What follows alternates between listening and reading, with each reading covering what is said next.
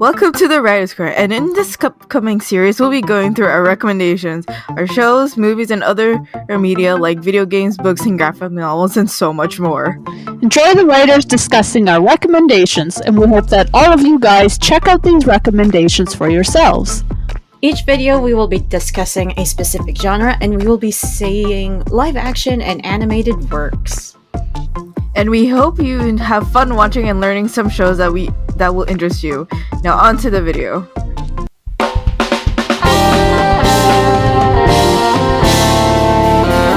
Here are the rules. We can put both animated and live action stuff together and not its separate things. Same with musicals, cartoons, family movies, foreign movies, and video games. It has to be the main genre of the movie or show, like if it's shown as an action, then it's under action. And we can't mention too much of a movie or a show if it's already previously discussed. You can only mention it. Now on to the video. I'm guessing it's my turn or something? Yeah, your turn. Yeah. Okay, so I'm gonna I do like two webtoons. Two at a time. Okay, three. First one, this one's a really good one. It's called The Duchess of the Glass Greenhouse, and it's basically so it's about this noble woman who was shut in for most of her life because she was blamed for something she didn't even do. She had no control over, and her father hates her for it. And so she gets married into this wealthy family, and she gets pregnant. She becomes a mother, but then her life doesn't go as well as you think because she wasn't able to take care of her son properly, and she ended up being kind of cast aside while another woman took care of her son, which was like a nightmare before her. And then while she was on her deathbed, she wanted to see her son for the last time.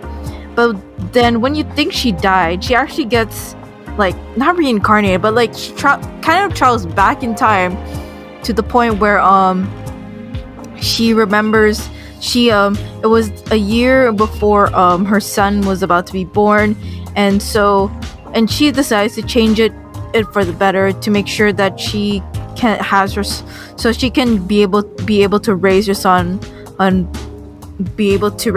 her own. And so she decides to have plan a divorce with her current husband, which she was shocked by because but remember, before, her personality was she was a shut-in. She didn't know how to speak up for herself, but now she's more confident. She knows how to talk, and she does her best to present herself as the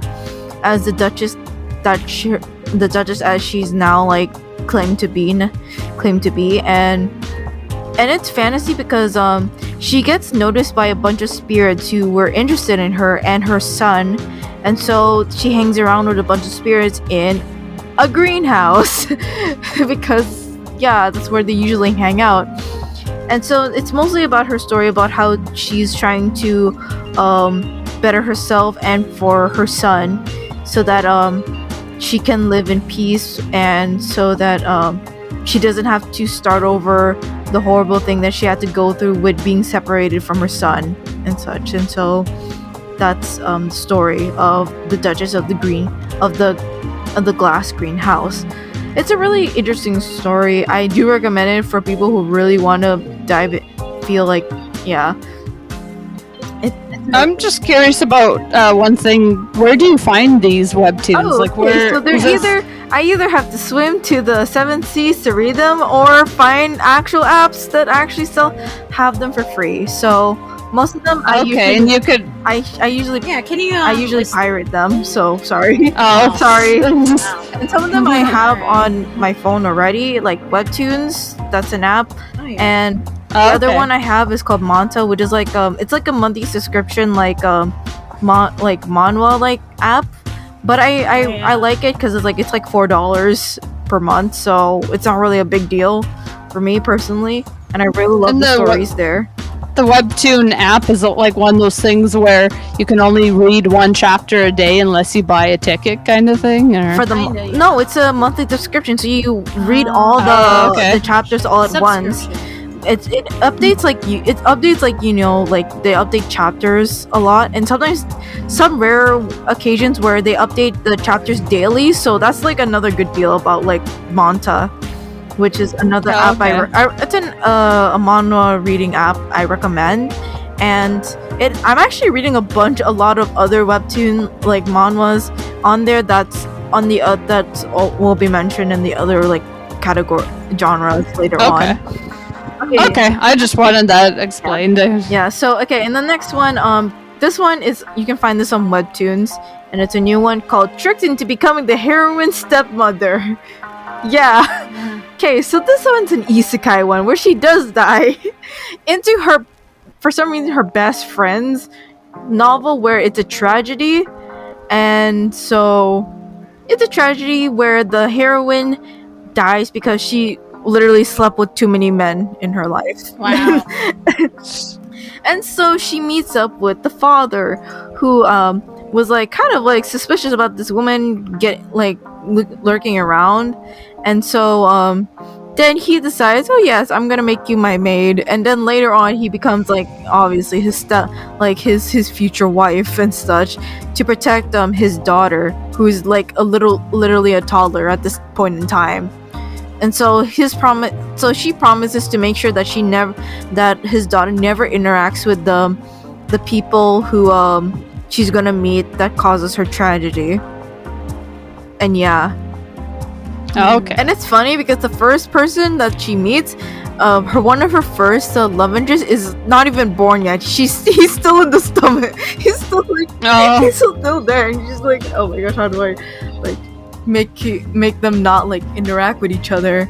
And it's funny because the woman told the father about like, oh yes, I'm not actually like I actually remember all what happens in the story, and the father was like, I believe you for now because like I don't want anything to happen to my daughter, because he's a single father, and obviously yeah, he's raising his daughter and such.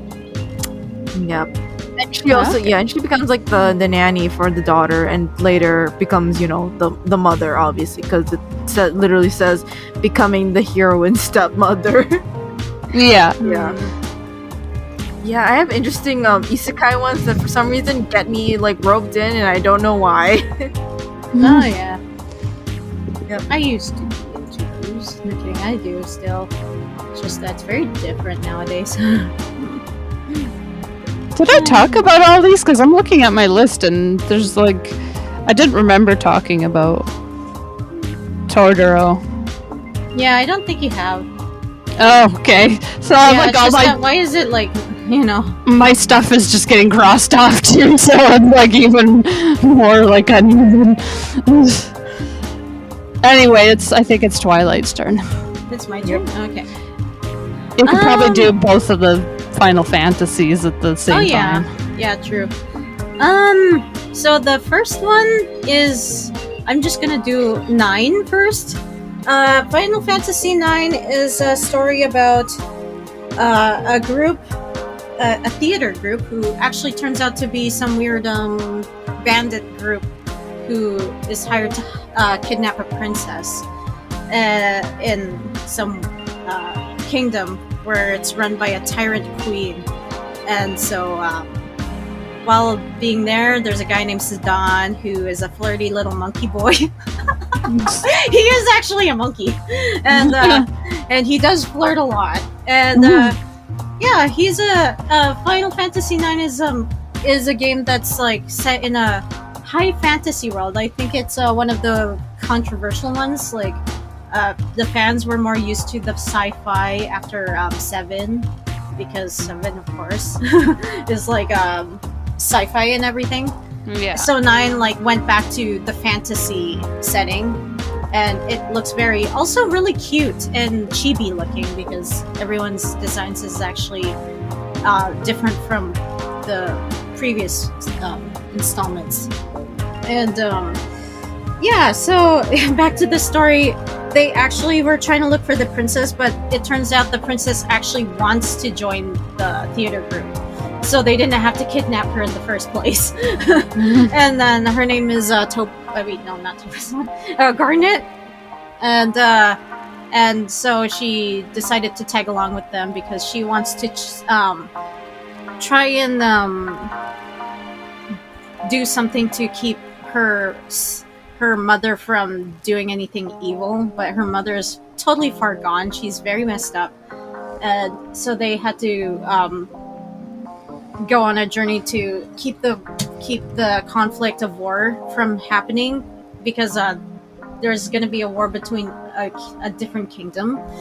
It's very hard to explain. It's a very basic fantasy epic about the kingdoms, but it turns out there's more than just the kingdoms that's in trouble. It's actually the whole world, because there's this like small group that they bump into where there's this guy named Kuja, who is actually a brother of Zidane, and he's a very angry monkey boy too. And the group he's in is planning to end the world, and so they had to go and stop that group from doing that. And of course, the party you have is very interesting, and I like how the mechanics of that is that aside from the main story, you actually get to delve into the side stories of the characters. You get to see what's going on with everyone if they are all split up. It's pretty cool. You get to see their interactions with each other. It's like, it's like, what's happening with these groups of characters? What are they doing? And you get to actually see what they're doing, which is cool. Right. Yeah, I recommend that one. It's really cute. I love it. There's even a cute character named Vivi. He's a little black mage who has no memory, but he's like trying his hardest, and he's just so cute. And so many bad things happen to him. I feel so bad. I feel so bad for Vivi. But yeah. And that's number 9. And 14 is an MMORPG. Okay, now I'm just like confusing with that. So yeah. Oh, I've had you're not the first person to like recommend that to me either. Yeah. Oh, really? Like, I think another of my friends plays it, and I think he said you could play it for free now, but you have like a level cap. But well, I mean, yeah, you could play it for free somewhat, but it takes. They only have like 30-day subscription, 30-day free trial thing. You have to buy the game first, and then you get to play the thing for free. It's a monthly subscription thing. But if you so you have to buy the game and then subscribe to it too? Well, yeah, but no, you don't have to. Yeah, you don't have to do it. The first 3 days is free, but then you have to subscribe if you want to play more.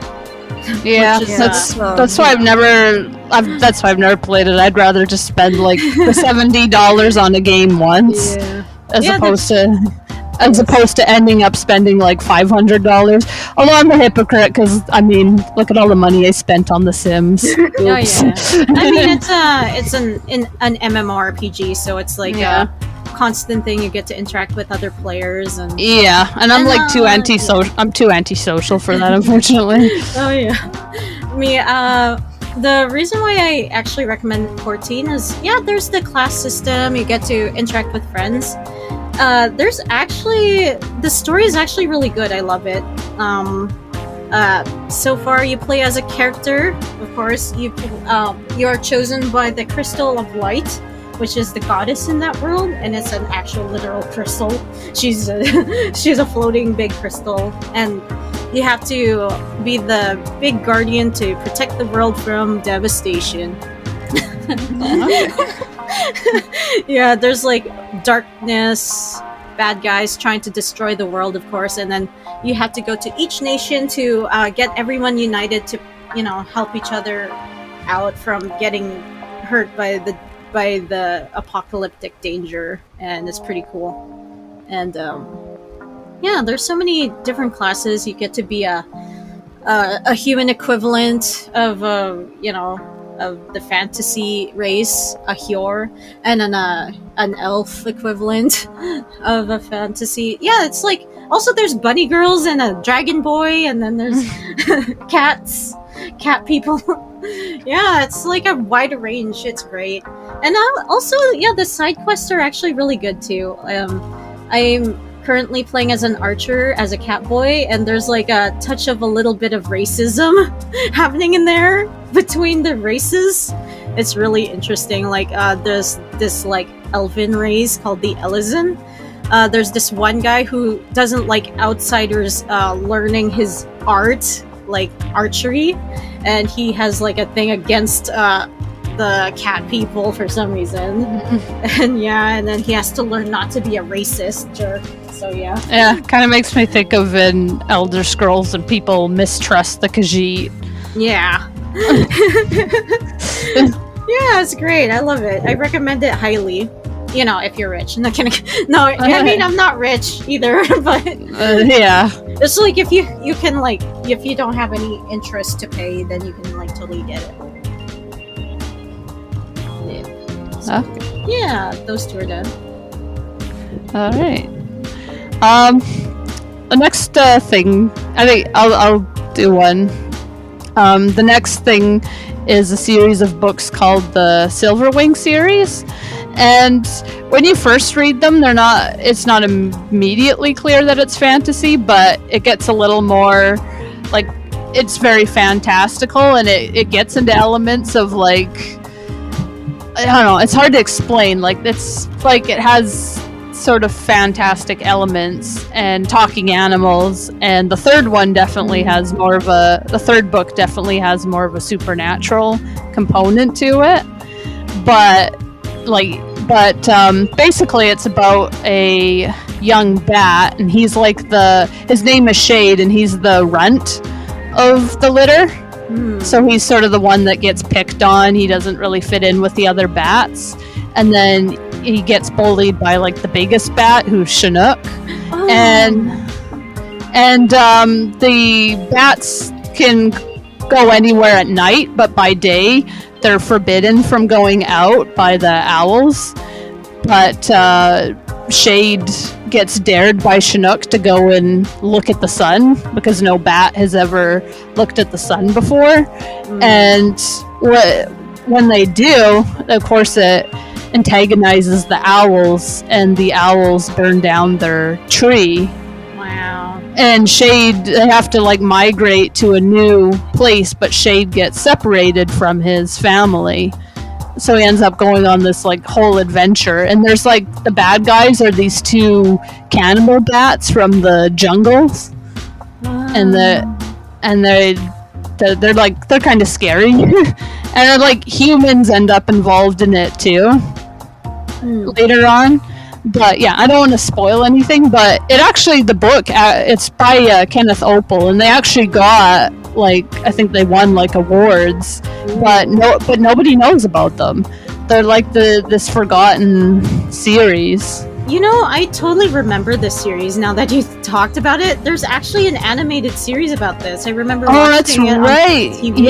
Yeah, there is an animated series. I forgot about that. Yeah, when you explained about the bats, I was like, wait, this sounds familiar.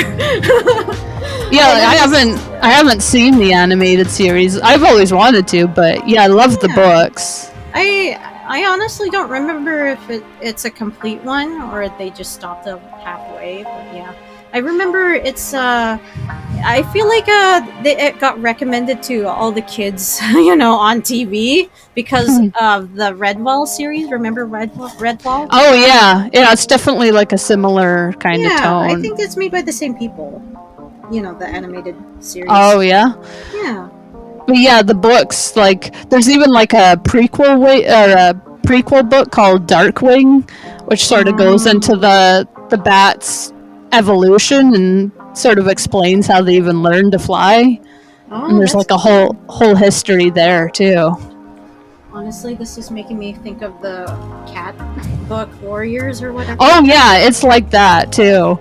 I should have put that on my recommended. Like, I mean, it's still more for younger readers, but I was so nostalgic for the Warrior books for sure.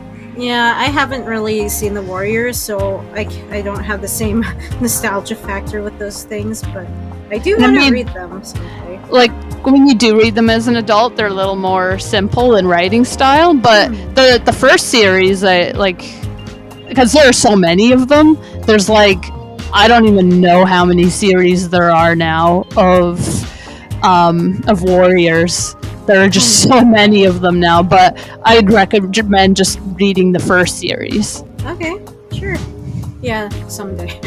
Yeah.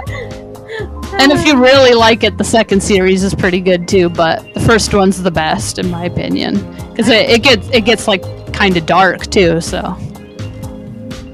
Nice. definitely has its dark moments. Alright, so the Silverwing series, I seriously need to pick up the books. Yeah. Nice. Just to remember. what Hopefully it's there's an about. audiobook Yeah, of them. I hope there is. Yeah, it goes Silverwing, Sunwing, Firewing, and then if you do the prequel, Darkwing. Darkwing sounds like the freaking Batmobile. Literally, Darkwing sounds like, the plane in Batman, Oh, the yeah. aircraft. It literally sounds like that, except change Darkwing to Batwing. Batwing. I mean, The spin-off Silverwing series, is the based off of Batwing. the Bats movies. Yeah. Right. Oh my gosh, another. As promised, this is the last thing I'm one? adding. Okay. Alright, Okay, yeah, let's do Since I have 4 left, so I'll just continue on with that. So the first one is called The Princess's Jewels, and it's a harem webtoon, and you can read this on Webtoon for free. And it's basically about this princess who is the most beloved by everyone except the fact, and she wants to become the empress, but in her kingdom there was no such thing as an empress, a ruling empress, and she doesn't want to leave it in the hands of her brothers, who she knows is going to just mess the empire up, because that's how much she cares. And so what she does is she collects a bunch of men who can help her in power, and so she calls them her jewels because that's how precious they are to her. And it's it's very much harem. it's a very Is she like having a romance with all of them? them? Yes, with all of them. Oh wow. It's her And, harem. and I'm surprised at the end of it they're all okay with it, but we're starting at the beginning where they're starting to work out the kinks of how all the male, because all the men in her harem all love her, like except for one at the moment, but but I guess you got that polyamorous representation in there. there you go. Hey, listen, I don't support this in real life, but in fake world that's fine with me. Fake world it's okay, but in real life no. I don't believe in cheating, and I don't like cheating with other people in real life.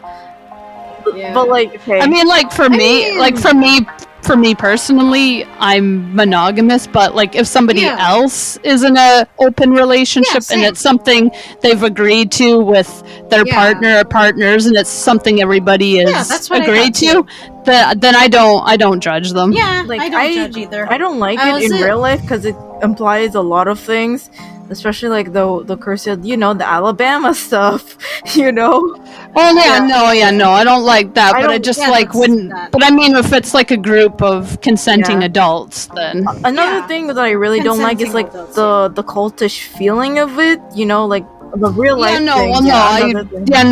I don't agree with cults. I mean, just ordinary people. If there's 4 people and they're all that's what I thought too. they're all typical adults. I don't agree with the whole cult thing where they have 50 wives and 500 kids and Yeah, no, I don't agree with that. To me, that's a whole other thing. Yeah, that's a whole other thing. It's just that if it's just a poly whatever, I don't care. Yeah, if someone's got a polycule, I guess is what you would call it. I honestly am one of those people that's do whatever you want to do. I don't care. Yeah. Yeah. In fantasy world, I'm fine with it. It's good for you. Have fun with it. But yeah. Anyways, that's Princess's Jewels. Okay, the other one that I what's your other one? recommend is Fantasy of a Stepmother. Is where a girl gets sold to a duke and becomes the stepmother of his children, which awkwardly one of his children is exactly the same age as her, which is awkward. Oh. because the father is dying and he doesn't have any other person because his previous wife is already dead, and yeah, and so he left her to take care of the family, but she after many years later, she kind of just gets tired and she doesn't want to be a part, and her quote unquote stepson is about to get married, and so she decides that it's her perfect time to leave, because once he's married, she doesn't have anything to her name, and she would have to go back to her family who literally sold her to the duke and such. And so yeah, things happen and she died, and she travels back in time a year before, like years later, or after like her quote unquote husband died. And yeah, and then she has like a chance to start over her life again. I don't know why I like these stories where like you die and then you get sent back to the past to rewrite mistakes you made. And so yeah, it's an interesting story where she doesn't have a good bond with the children, but then they slowly warm up to her and see her as their mother, and even the oldest son, who's basically the same age as her, which is it's interesting. Yep. I recommend it. All right. There you go.